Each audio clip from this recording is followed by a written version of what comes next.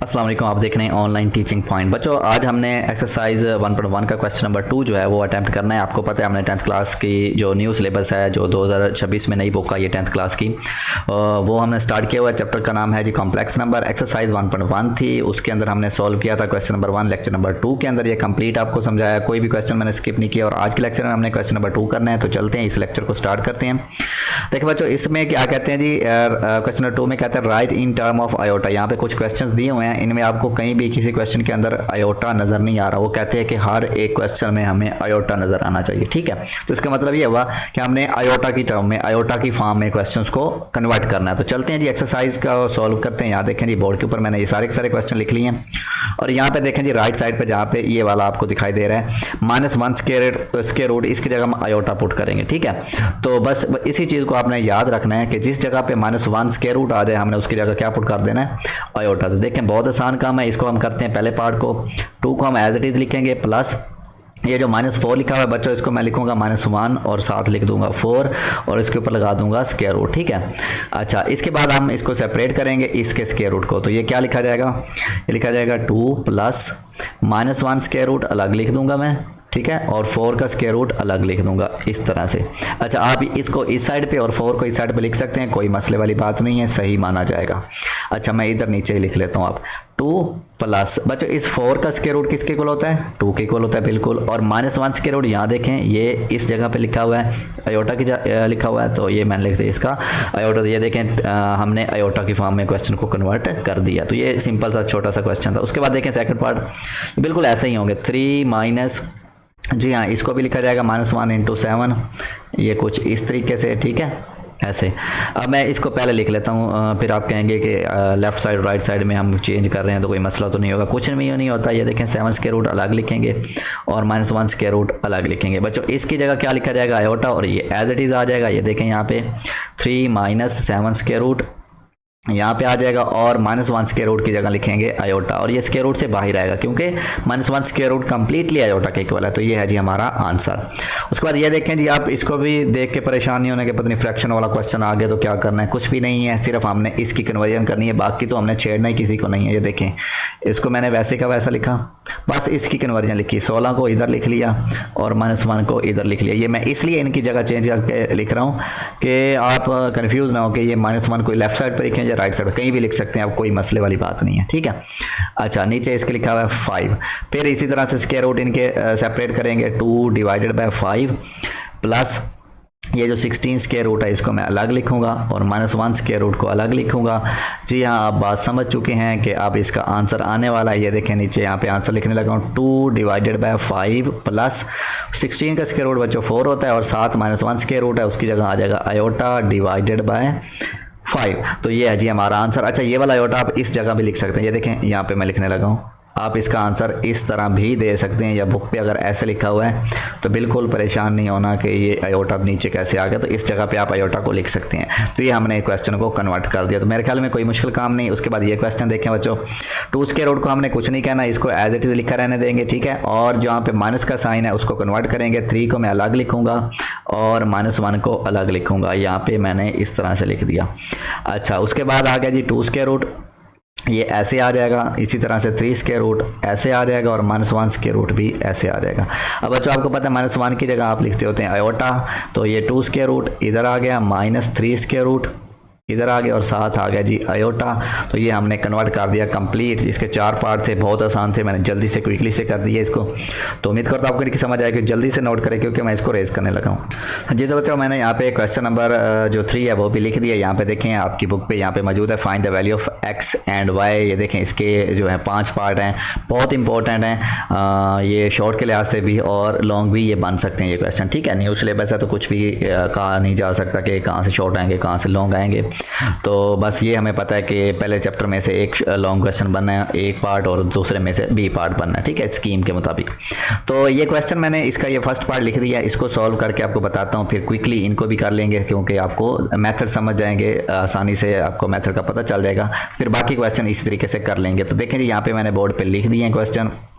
पहला क्वेश्चन, इसको सॉल्व करते हैं। देखें आपको पता है यहाँ पे दोनों साइड पे मैंने लिखे हुए हैं कॉम्प्लेक्स नंबर लिखे हुए हैं। यहाँ पे आप बच्चों 2x + 5 + y - 3 × आयोटा, ये आपको पता है ये इमेजिनरी पार्ट होता है, ये रियल पार्ट होता है।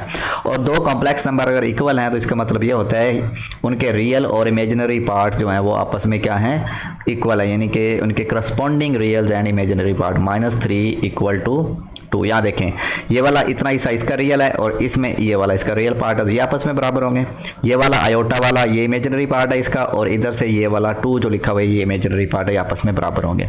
देखें अब आपको पता है कि यहाँ से काम आसान हो गया, 1 ये 5 उधर जाके माइनस का हो गया, ये हो गया जी बच्चों 2x = -4। इसको भी 2 पे डिवाइड कर देंगे, इसको भी 2 पे डिवाइड कर देंगे, यहाँ से कैंसिल हो जाएगा, x = 2 × 4 -2। तो ये देखें जी हमने इसकी वैल्यू फाइंड कर ली x की, बिल्कुल सेम इसी वे से इसको लिखेंगे तो 2 और ये उधर जाके 3 हो जाएगा। And this is y = 5। तो उम्मीद करता हूँ आपको इस क्वेश्चन की समझ आ गई होगी, क्योंकि ये आसान सा था क्वेश्चन, कोई ज़्यादा मुश्किल नहीं है। तो अब मैं जल्दी से इसके नेक्स्ट पार्ट जो है वो सारे इसके ऊपर लिख लेता हूँ और फिर आपको समझा देता हूँ। तो इसको नोट करना तो नोट कर लें, क्योंकि मैं अब रेज करने लगा हूँ जी। तो बच्चों यहाँ पे देखें जी इसका जो सेकंड पार्ट है ये आप खुद करेंगे, क्योंकि मैंने देखा कि ये बहुत आसान था। आपने कैसे करना है, जैसे इसको हमने किया था 3x + 2 = 5 एंड माइनस, ये देखें ये वाला माइनस आप इसके साथ मल्टीप्लाई कर देंगे, ये हो जाएगा -4 + y, यानी कि -4 + y जो है वो इक्वल होगा 3 के। यहाँ से x की वैल्यू जब आप निकालेंगे 5 तो ये 5 में से 2 - 3 3, तो x = 1 आ जाएगा। और इसी तरह से जब यहाँ पे वैल्यू y के इक्वल रखेंगे तो y की वैल्यू आ जाएगी। तो उसके बाद ये आसान क्वेश्चन था, इसलिए मैंने ये आपके लिए छोड़ दिया, आप खुद करेंगे। ये देखें ये 3 क्वेश्चन जो है ये तीनों बिल्कुल सेम टाइप के हैं, एक ही जैसे हैं, ये तीसरा, चौथा और पांचवा। तो कोशिश करूंगा कि इनमें से कोई से दो तो मैं लाजमी आपको समझाऊं, ताकि आपकी जो बात है वो क्लियर हो जाए कि ये क्वेश्चन कैसे सॉल्व होंगे। कोई मुश्किल काम नहीं, चलते हैं व्हाइट बोर्ड की तरफ। ये देखें यहाँ पे मैंने क्वेश्चन लिख दिए हैं। तो सबसे पहले ये हमारे पास क्वेश्चन लिखा हुआ है और इसको हम सॉल्व कैसे करेंगे ये देखें जी। ये आपने इधर तवज्जो रखनी है।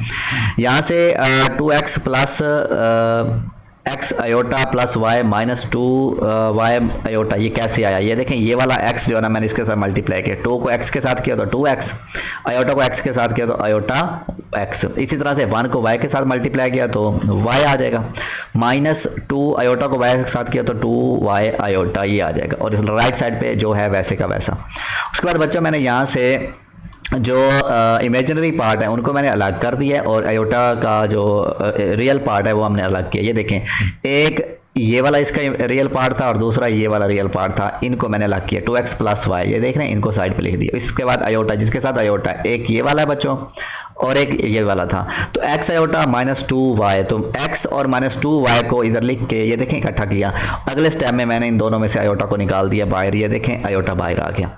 अब इस जैसा ये सवाल बन चुका है, यानी कि इस जैसी शक्ल बन चुकी है। तो ये वाला रियल पार्ट रियल के इक्वल होगा, यानी कि इसके इक्वेशन के इक्वल होगा 3 और इसके इक्वल होगा 4।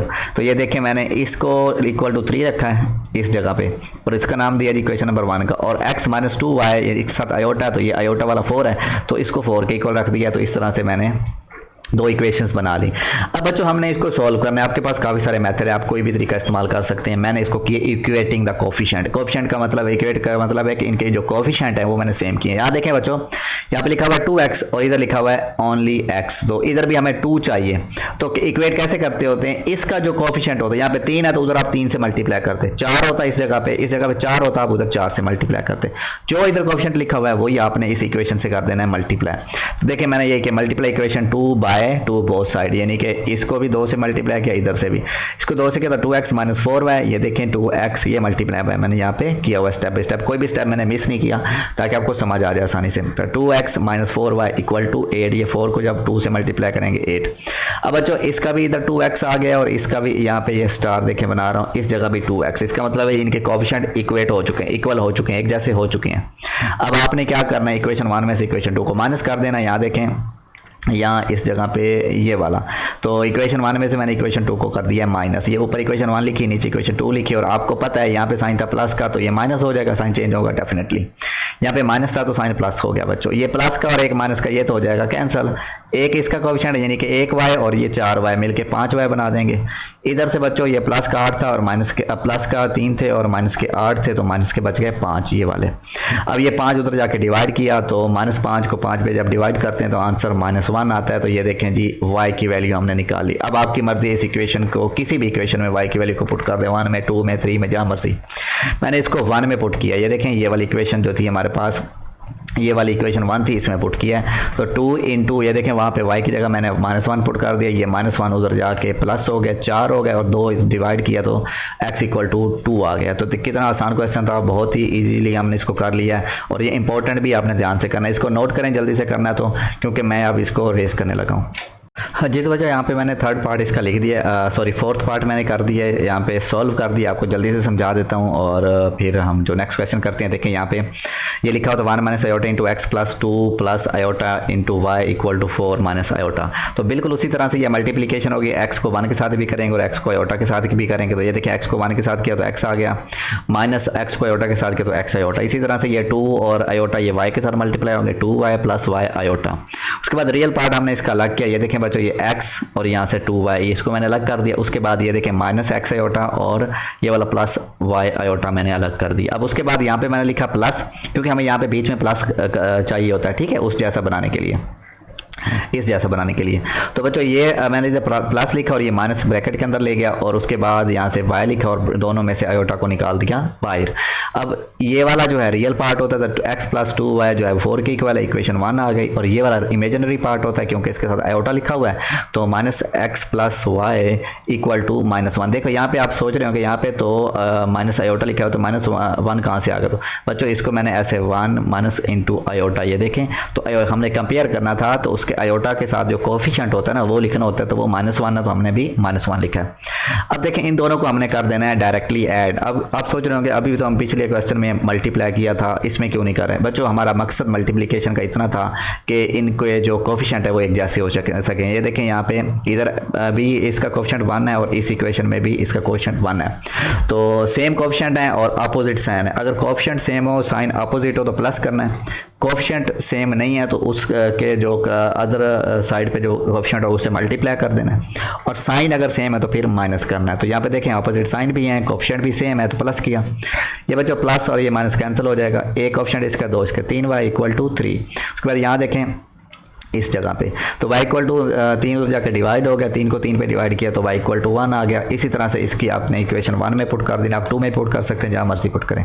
तो ये देखिए इक्वेशन 1 में y की जगह 1 लिखा, 2 इंटू 2 ये हमारे पास 2 1 2 आ जाएगा, और 4 उस साइड पे जाके ये माइनस का 2 हो गया, और 4 में से 2 माइनस किया 2 आ गया। तो ये हमारे पास x की वैल्यू होगी। तो मेरे ख्याल में कोई मुश्किल काम नहीं था, बहुत आसान सा ईजी सा क्वेश्चन था, तो हमने जल्दी से इस क्वेश्चन को कर लिया। उसके बाद देखें बच्चों इसका जो पार्ट नंबर, ये देखें ये वाला मैंने अभी करवाया, इसका जो 5th पार्ट है ये देखें, इसके साथ यहाँ पे कोई y नहीं लिखा हुआ, कोई x नहीं लिखा हुआ, और इधर यहाँ पे 2y प्लस 3। तो ये बच्चों इस जैसा क्वेश्चन है, ये पार्ट 1 और पार्ट 2 जैसा, यानी कि पार्ट नंबर 1 2 और 5 जो है ये तीनों एक जैसे क्वेश्चन है। ये तीसरा और चौथा एक जैसे थे, तो मैंने तीसरा और चौथा चूँकि थोड़ा सा मुझे मुश्किल लगे तो ये मैंने करवा दिए। तो उम्मीद करता हूँ आपको लेक्चर की समझ आई होगी, आपने अच्छे से लेक्चर को देखा होगा, ध्यान से समझा भी होगा और क्वेश्चन को नोट भी किया होगा। तो वीडियो को लाइक कर दें, चैनल को सब्सक्राइब कर दें ताकि आपको नेक्स्ट लेक्चर जो है आसानी से मिलते हैं नई वीडियो में नए लेक्चर में। तब तक अल्लाह हाफिज़।